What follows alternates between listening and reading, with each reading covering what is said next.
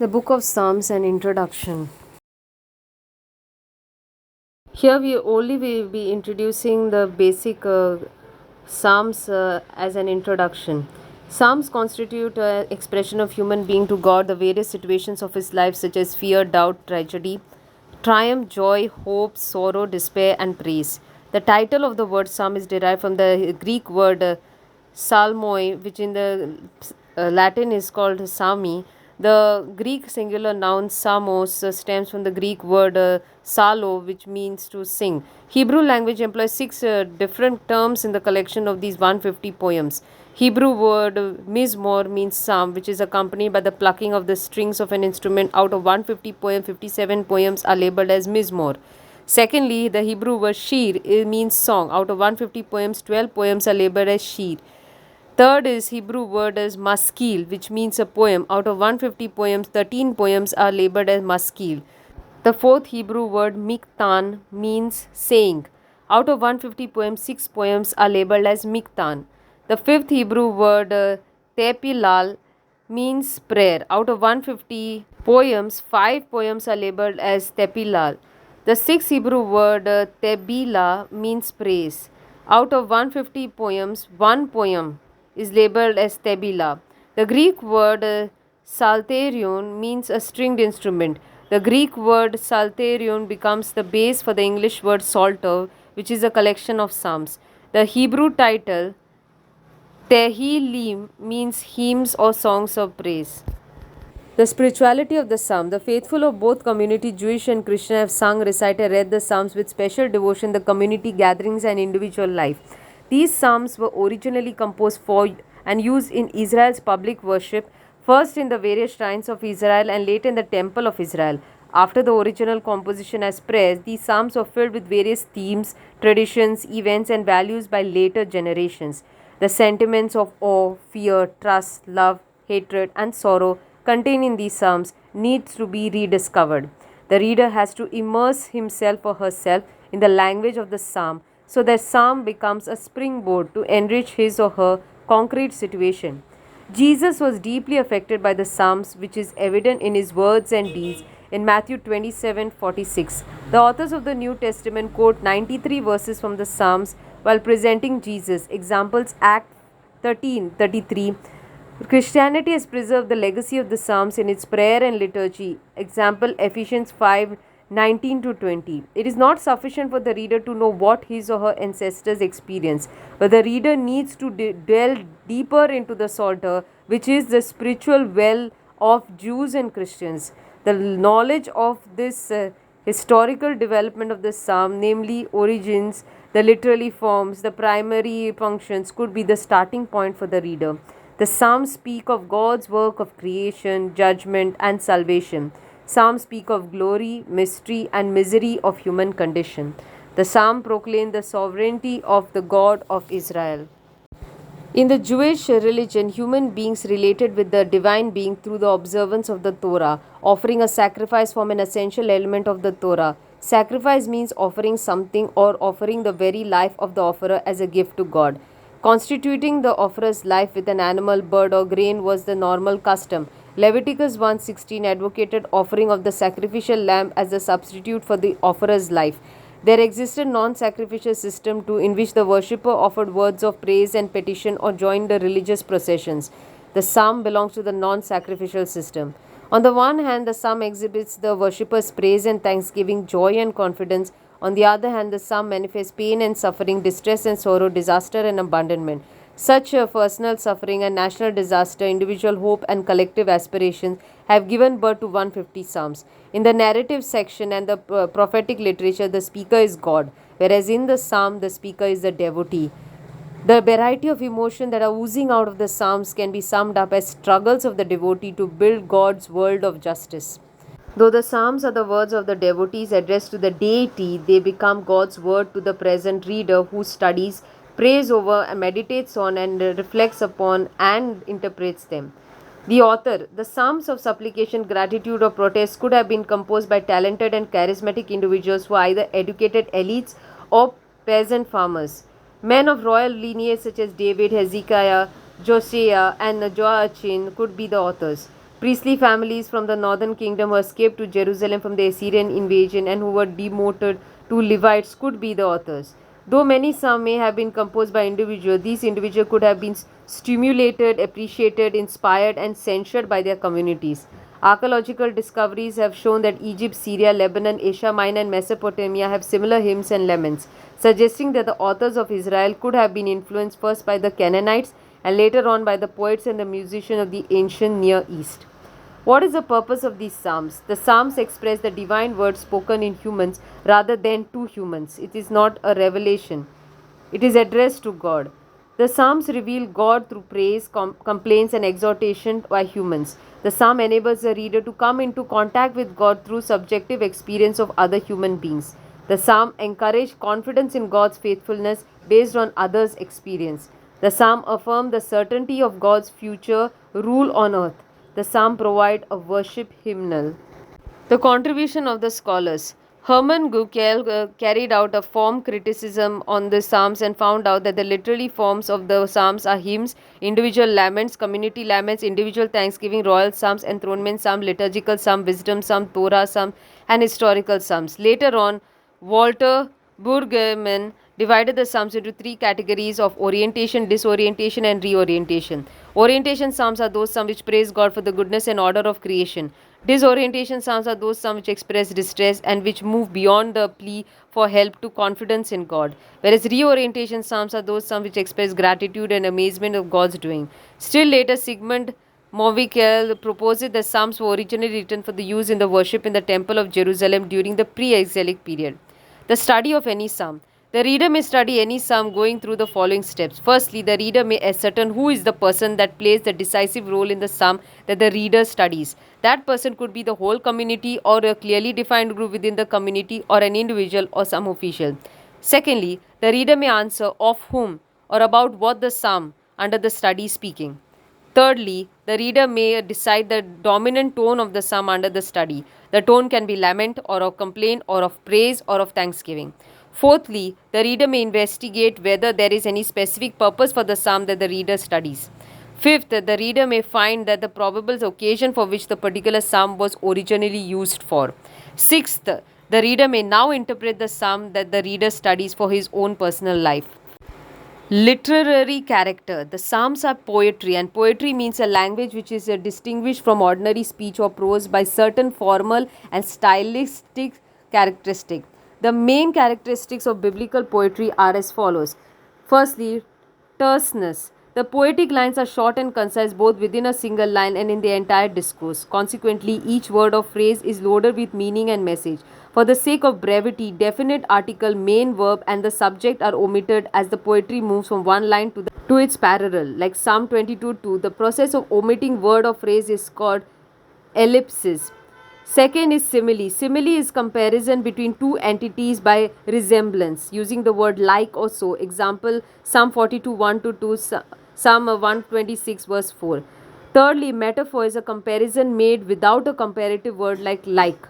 Metaphor transfers the representation. Example, Psalm 22:12 and 16. Fourthly, parallelism. Parallelism occurs when the succeeding lines repeats the words or the thoughts of the preceding line. There are 5 types of parallelism. Synonyms parallelism, wherein the successive line repeat the words and the thoughts. Example, Psalm 117 verse 1. Secondly, antithetic parallelism. That is, the lines are contrasted. Example, Proverbs 10:1.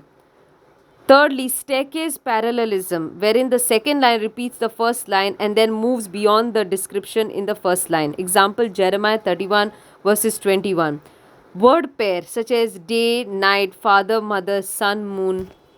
Example, Psalm 6:5. And fifthly, we have synthetic parallelism, whereas the succeeding line develops the thought of the preceding line. Example, Psalm 102 verse 12.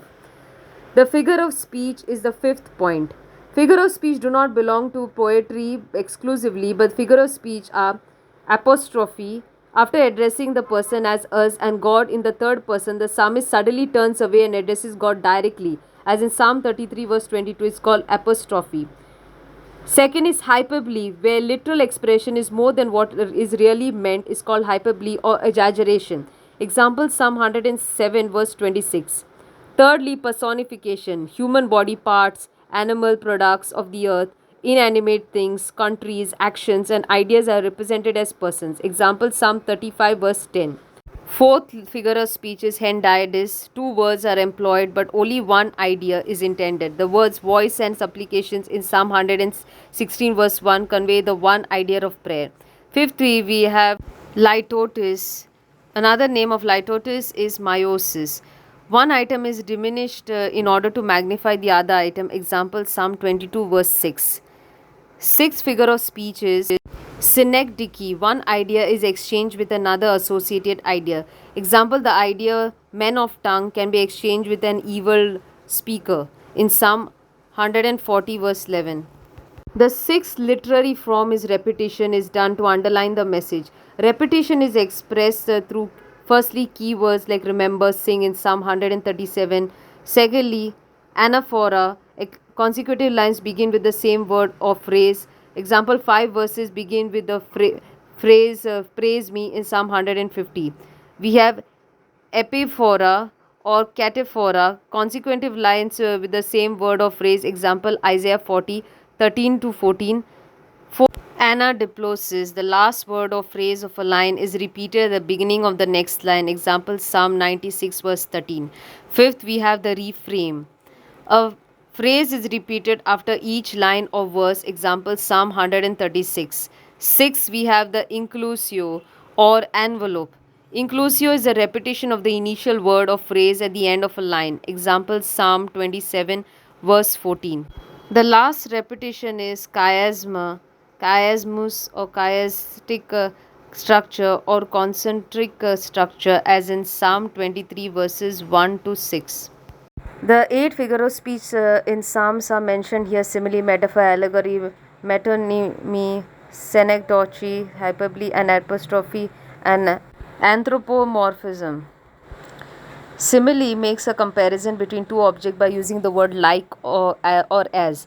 In Psalm 1 verse 3, we read that the godly man is like a tree planted by the streams of water. In Psalm 1:5, we read that ungodly man is like chaff. The comparison states that godly man will grow and prosper, but the ungodly man will wither and perish. The second metaphor is similar to simile without the use of like or as in comparison with two objects like Psalm 1 verse 3 and Psalm 1 verse 5. As an example, we would state that the godly man is a tree planted by the streams of water, ungodly man is chaff that is blown away and perishes. Allegory is a series of extended metaphors built around a central theme. One good example is Psalm 80 verses 8 to 16. The allegory or the extended metaphor of the vine and vineyard describes the changed condition of Israel. You bought a vine out of Egypt. You drove out. Metonymy is a figure of speech that substitutes one object or concept for that of another which is related. Example, Psalm 73 verse 9. The tongue is substituted for the mouth. Their mouths lay claim to heaven, and their tongues take possession of earth. Create in me a pure heart, O God, and renew a steadfast spirit within me. A steadfast spirit is substituted for a pure heart. Synecdoche is a figure of speech in which a part is made to represent the whole or vice versa. Example, Psalm 24 verse 4 is example of synecdoche where hands and heart represent the whole of one's person. He who has pure hands and a pure heart, who does not lift up his soul to an idol or swear by what is false. Psalm 24 4. Hyperbole also falls into the category of poetic license and therefore not intended to be interpreted literally. The earth trembled and quaked, and the foundations of the mountains shook. They trembled because he was angry. Smoke rose from his nostrils, consuming fire came from his mouth, burning coals blazed out of it. Psalm 18 verses 7 to 8. Apostrophe addresses a thing as if it were a person or an absent or imaginary person as if it were present. It is something that is combined with personification, treating a lifeless object as though it is a person. Lift up your heads, O gates, Psalm 24:7. Glorious things are spoken of your city of God, Psalm 87 verse 3. Bless the Lord, O my soul, Psalm 103 verse 1. Anthropomorphism is a figure of speech that speaks of God as if having a human body so that we can understand God more readily. Arise, Lord, lift up your hand, O God, do not forget the helpless. Psalm 10 verse 12. Figure of speech involving analogy or comparison. Similarly is Psalm 1 verses 3, the righteous will be like a tree planted by streams of water. Metaphor is Psalm 119 verses 105, God's word is a lamp. Hyperbole is Psalm 119 verses 136, my eyes shed streams of water. 2 Samuel 123 is sweeter than eagles and stronger than lions. Personification, anthropomorphism, zoomorphism. Personification, entities are represented with human features. Example, Genesis 4:6, his blood cries out. Proverbs 120, wisdom shouts in the streets. Anthropomorphism is God is represented with human features. Psalm 139 verses 16, God I see. Isaiah 7:18, God whistles. Zoomorphism is God is represented with non-human features. Psalm 91 verses 4, God shelters with his wings. Figure of speech involving substitution. Metonymy. The Psalm 5 verses 9 is a mouth and a tongue for speech. Psalm 23 verses 5, a table for banquet. Using the name of one thing for another, often because the two are closely related or suggest the other. Senecdoche is part is used for whole or whole for the part. Example, Micah 4:3, they will hammer their swords into plowshares. Merism is a form of senecdoche in which two opposites indicate a whole. Example is Genesis 1:1, heavens and earth, that is everything. Psalm 113 verse 3, from the rising of the sun to the setting, where it sets, the name of the Lord is to be praised. Other types of figurative language would be wordplays and puns, double meanings that are often hard to translate. Jeremiah 3 verses 22, turn you sons of turning, I will cure your turning. Symbols, a visible sign of something invisible or spiritual. Example is a symbol of a wealth is a Mercedes. Psalm 73 verses 13, a dragon as a symbol of opposition to God's saving activity. Isaiah 42:6, light as a symbol of moral illumination, means of salvation. Parallelism is a basic feature of Hebrew poem. Hebrew poetry consists of a pair of two short lines of verses. One short line is followed by another short line. There are at least 5 types of parallelism. Synonyms. The second line emphasizes the first line. Example is Psalm 18 verses 2. The Lord is my rock, my fortress, and my deliverer. God is my rock in whom I take refuge. Isaiah 1:3. Israel does not know. My people do not understand. Incomplete synonym. The second line omits something from the first line. Psalm 24:1. The earth is the Lord's and all it contains, the world and all those who dwell in it. 1 Samuel 18 verses 7, Saul has slain his thousands and David his 10,000s. Antithetical is the second line contrasts the first line. Psalm 1 verse 6, for the Lord knows the way of the righteous, but the way of the wicked will perish. So there is a contrast between the two lines. Proverbs 15:1, a gentle answer turns away wrath, but a harsh word stirs up anger. The two contrast each other. Synthetic, the second line develops the first line. This differs from synonym parallelism because some new element is introduced in the second line. Example, Psalm 95 verse 3, for the Lord is a great God and a great king above the gods. So a new line is introduced, for God is a great God. Emblematic is one line states a truth and the other line illustrates it. Example, Psalm 23 verses 1 and 2. The Lord is my shepherd, I lack nothing is the truth. The illustration is he makes me lie down in green pastures. The Lord is my shepherd. Another illustration, he leads me beside still waters, is the illustration. He restores my soul is the truth. Other literary forms include chiasm. The word chiasm comes from the Greek word chi, which is a C. The term is used to describe an inversion of parallel terms. The notation A, B, C, C dash, B dash A is often used to show the inverse parallelism. If you draw lines from A to A dash and C to C dash, it would look like a large X. Example is Psalm 76 verses 1. In Judah, that is A, God is known as B. His name is great, B dash, in Israel, A dash. So A and A dash, that is in Judah, in Israel, and B and B dash, God is known, his name is great, are almost connected. There are also acrostic psalms. As acrostic begins each verse or stanza of a poem with a letter of an alphabet. There are many examples of acrostic psalm poems in the Old Testament like Psalm 9, 10, 25, 34, 37, 101, 112 and 145. Lamentations 1 to 4 are all acrostics. Proverbs 31, 10 to 31 is also an acrostic poem. Probably the most well-known acrostic poem is Psalm 119. As these acrostic poems are Hebrew alphabets, we cannot make out these alphabets in the English language.